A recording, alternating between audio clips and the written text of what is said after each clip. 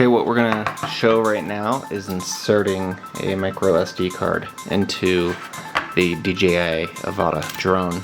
I've heard a lot of complaints. I haven't tried to even put it in yet, so this is my first try.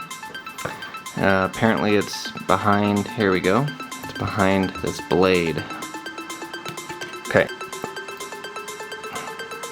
Oh, you know, it does stick out more than normal.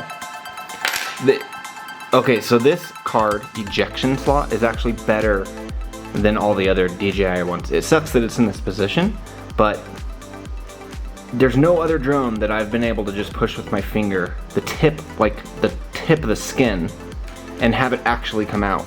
All the other drones, I have to get like, you know, and then I can't even usually pull it out, and this one I can actually pull out. So that's actually, they must have put a better spring behind the micro SD card, so when it comes out it actually ejects quite a bit farther. I actually like this.